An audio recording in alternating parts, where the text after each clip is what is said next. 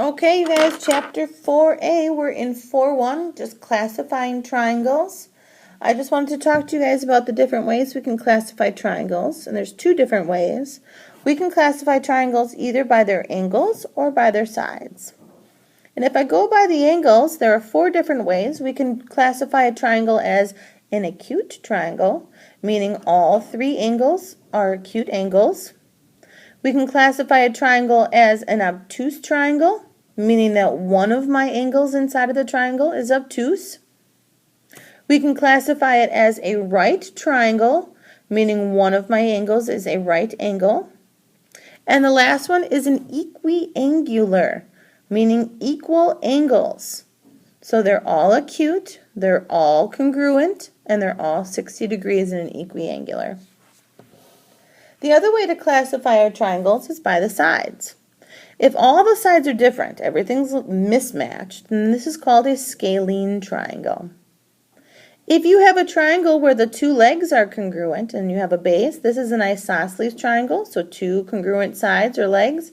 Remember, the vertex angle is located in between those two legs of the triangle.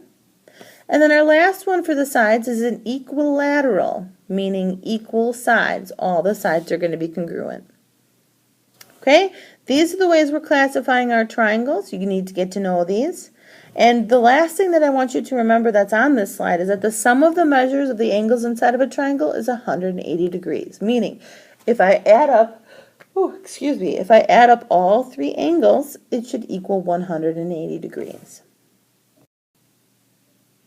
All right, so let's take a look at this. If I give you this triangle CAT, I would like for you to name the triangle 6 different ways. Well, remember, you have to name it with 3 letters, right?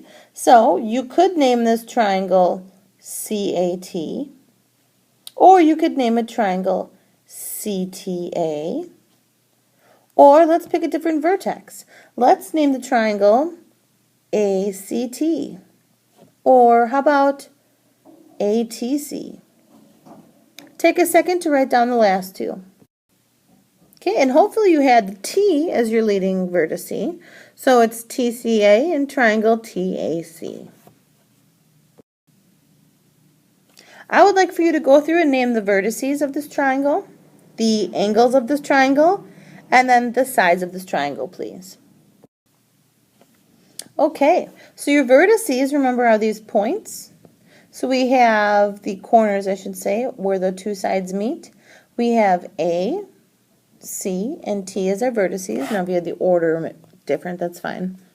The angles. We also have angles A, C, and T. Now, some of you might have written them as, angle CAT, angle CTA, so on and so forth. If you named them with 3 letters, that's completely okay. Just make sure that you have 3 different vertices in the middle. So if you have an A here, then you shouldn't have an A here in the middle again. Name the sides. Well, the sides are segments. We have segment AC, AT, and CT. What do you call a tall kettle on the stove?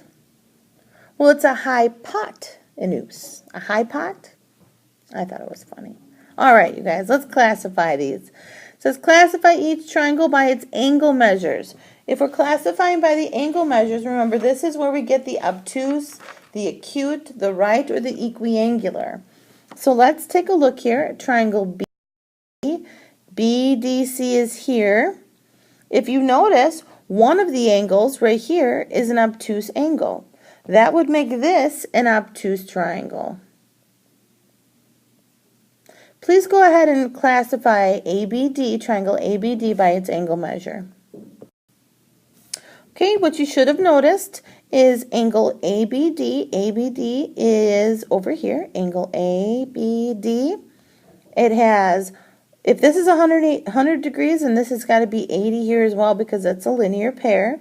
So it's got angles 80 and 20, which makes it all acute angles, so it should be an acute triangle. This next example asks you to classify it by the side lengths. So this is where we get scalene from, isosceles from, and equilateral from. So let's take a look. The first one we have is EHF. EHF is here. What you should notice is that you have these little tick marks.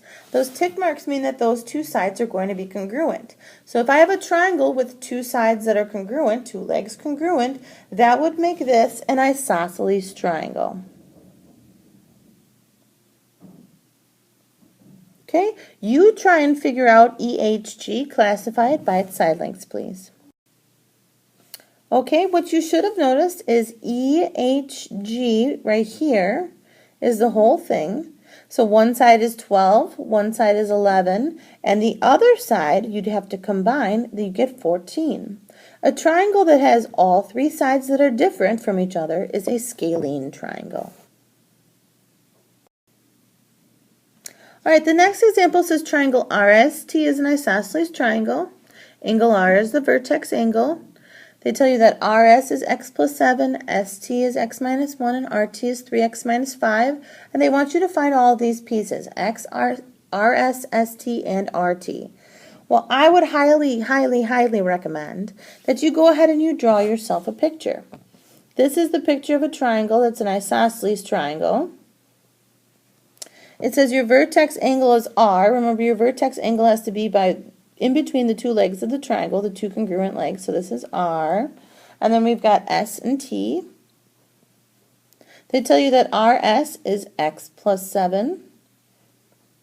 ST is x minus 1. And RT is 3x minus 5. And they want you to find these pieces. Well, what you should have noticed is in an isosceles triangle, these two legs are congruent. If they're congruent, that makes their measures equal.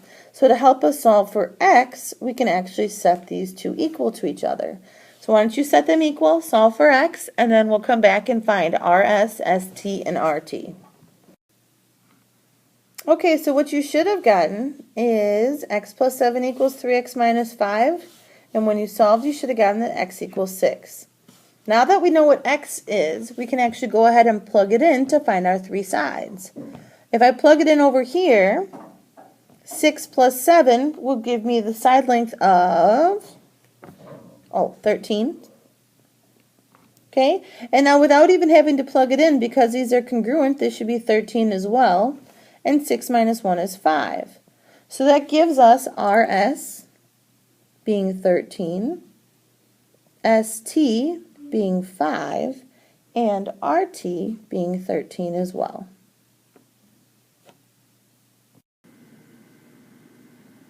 So in this example, we have a steel mill, and it's producing roof supports by welding pieces of steel beams into equilateral triangles. So it's kind of giving me an idea that I'm probably working with something like this.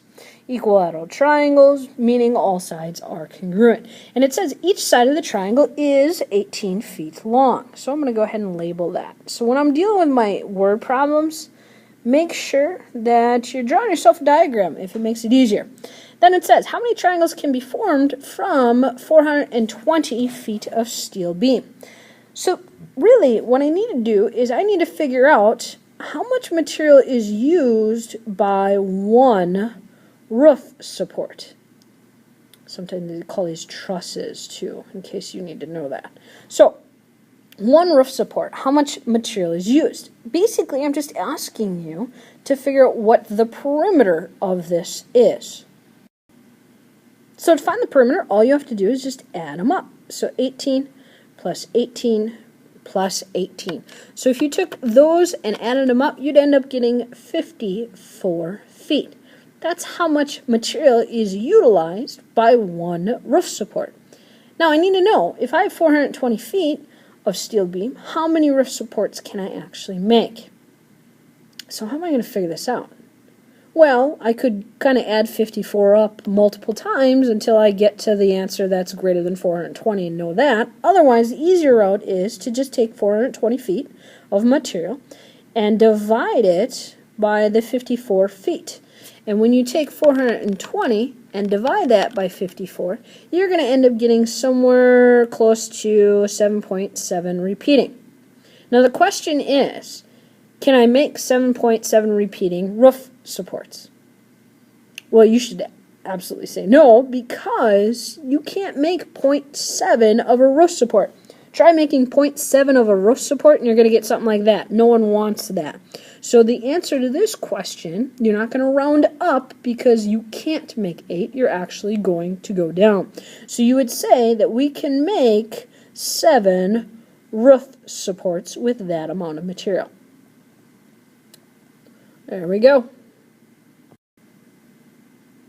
Now in this example, we're still going to use equilateral triangles. So I'm going to go ahead and draw out my equilateral triangle as best as I possibly can. Give me a little slack here. And it says that two sides measure y plus 10. And we've got y squared minus 2 as another side. Okay, so we've got these sides listed. And it's telling us that if the perimeter of the triangle is 21 units, what is the value of y?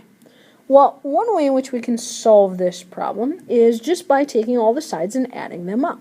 I could take y squared minus 2, add on the y plus 10, add on another y plus 10, and we would set that equal to 21 for our perimeter.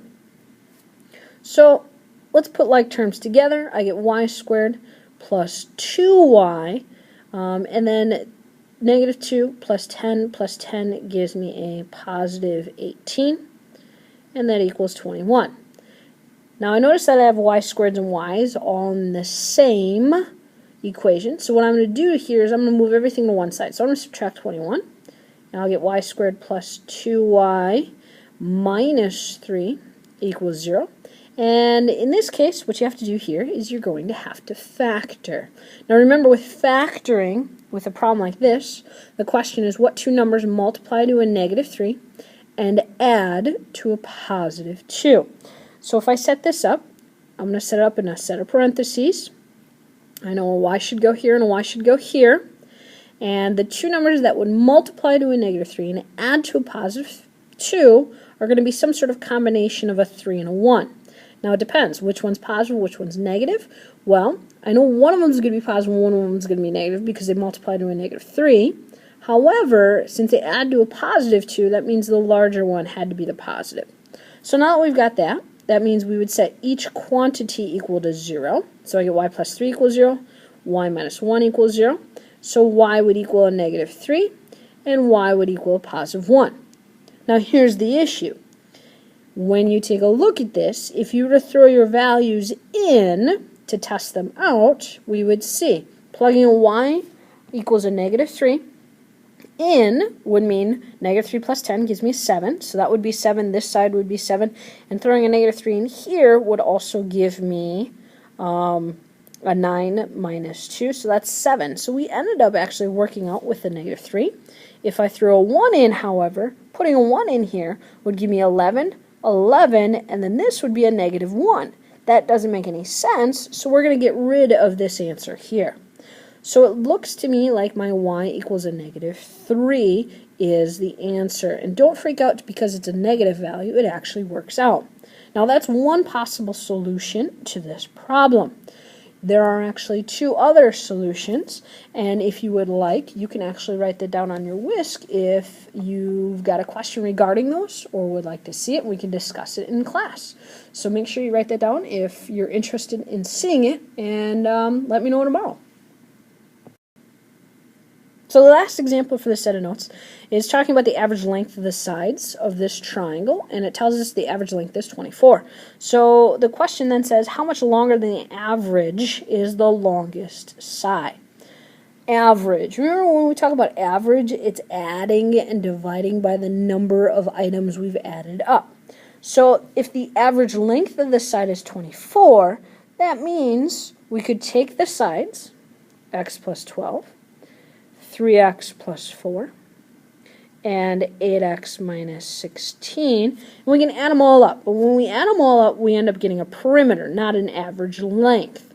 I want it to equal 24, but this isn't true right now. What I need is, since I added 3 legs of a triangle, I need to divide that by 3. That's what's going to give me my average. I added and I divided by the number of items I added up. So when I work through this, the easiest way to go through this is to, number one, go ahead and multiply both sides by 3. And if you multiply both sides by 3, it's easier to get it off the bottom and not have to deal with it. So if I multiply by 3 and I multiply by 3, these 3's will cancel. And I'm going to end up getting 72 on the right-hand side. Let's put some like terms together. I've got an x, I've got 3x, and I've got 8x. And we put those all together, we end up getting a 12x. And if we put the 12, the 4, and the negative 16 together, we actually end up getting a 0. So this is actually working out really nice. So I get 12x equals 72. And when you take 72 and you divide it by 12, you end up getting x equals 6. So that tells us what x is. But the question says, how much longer than the average is the longest side? So that really means that we have to plug stuff in and figure out what the longest side is. So if I take this x value and I throw it into my sides, x, let's do RP first. X plus 12 would be 6 plus 12, which means that's 18. If we ended up putting the x of 6 into the PQ, 3 times 6 is 18 plus 4. That would end up giving me a 22. And if we throw the x into my RQ, 8 times 6 is 48. And then we're going to go ahead and subtract my 16 from that, and we'll get 32. So we've got 32 as my longest side. So how much longer than the average is the longest side? The longest side was 32. My average was 24. So if we do the subtraction there, we end up getting 8. So my longest side is 8 units longer than my average. Make sure you fill out your WIS, and if you got any questions, let us know tomorrow.